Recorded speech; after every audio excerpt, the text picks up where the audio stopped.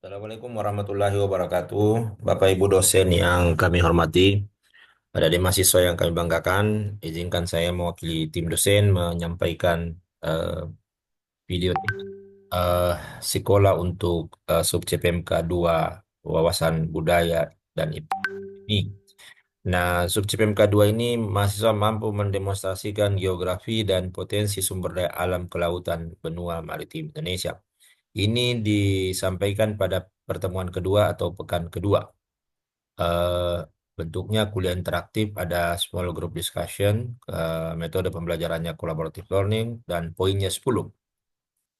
Oke, kemudian di pekan kedua ini ada ruang untuk dosen apa namanya memberikan nilai ke mahasiswa, nilai partisipasi ya, eh, nilai keaktifan, nilai ketepatan ide dan kejelasan uraian ini ada 4 poin, tapi nilainya 0 sampai 100. Nanti rekap yang akan mengkonversi ke 4 poin.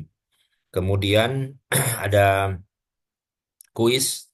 Nanti kuis ini dibuka pada pekan ke-16, pekan ke-8 ya. Kuis pekan ke-8 dibuka untuk sub CPMK 2 ini.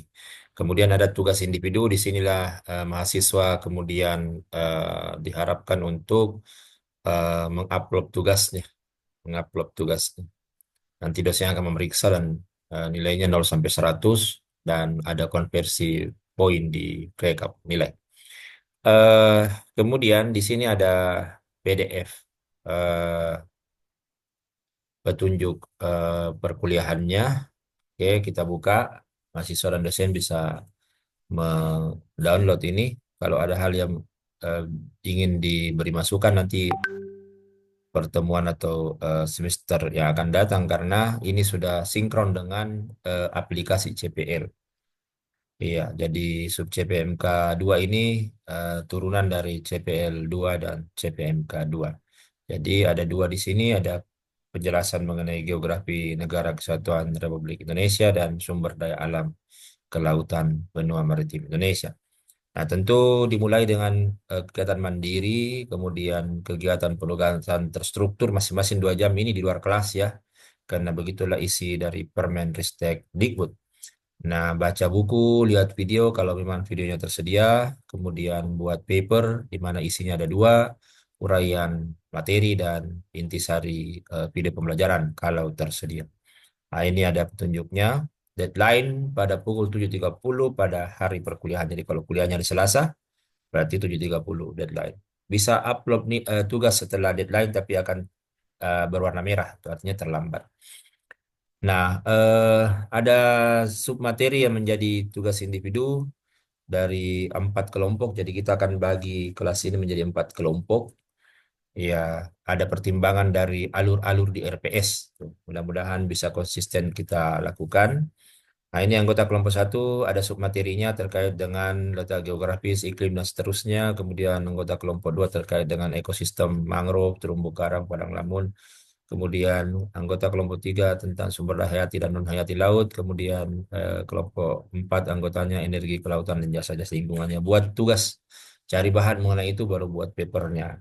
Nah, nanti pada saat pekan KBT, tatap muka di kelas, baik daring maupun luring, nah itu ada 3 babak. Tuh, babak pertamanya 30 menit dosen menjelaskan. Jadi, ya Bapak Ibu dosen tergantung kedalaman dan keluasan masing-masing menjelaskan materinya. Tapi mohon untuk tidak terlalu lama menjelaskan materi karena ya yang harus mampu menjelaskan ini adalah mahasiswa, bukan dosen.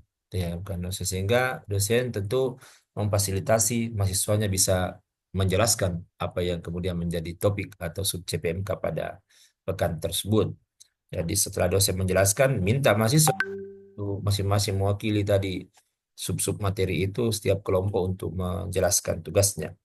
Nah, setelah itu duduk berkelompok, ada small group discussion di mana setiap apa namanya, setiap mahasiswa itu atau setiap kelompok itu membahas misalnya untuk kelompok satu dan dua, nah ini mencoba untuk melakukan apa namanya analisis kekuatan, kelemahan, peluang dan ancaman Indonesia berada di posisi silang dunia.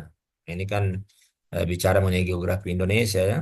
Nah, kemudian kelompok 3 dan 4 itu ya mendiskusikan bagaimana realita, masalah, penyebab dan alternatif solusi bahwa di Indonesia ini ada banyak kerusakan. Terumbu karang kita rusak, pencurian ikan juga terjadi di beberapa wilayah. Nah, itu digambarkan realitanya, masalah, penyebab, dan alternatif solusinya. Nah, ini 30 menit mahasiswa berdiskusi dengan teman-teman kelompoknya, lalu kemudian nanti buat summary tentang hasil diskusinya dan ada yang mewakili setiap kelompok menjelaskan 30 menit. Jadi memang kita ingin buat lebih ringan ini pembelajarannya, mengaktifkan mahasiswa supaya kita bisa mencapai apa yang menjadi profil lulusan Unhas, yaitu pembelajar aktif sepanjang hayat. Ya. Baik, saya pikir itu penjelasan singkat eh, terhadap pelaksanaan dari sub CPMK 2 kita di WBI BMI. Terima kasih. Assalamualaikum.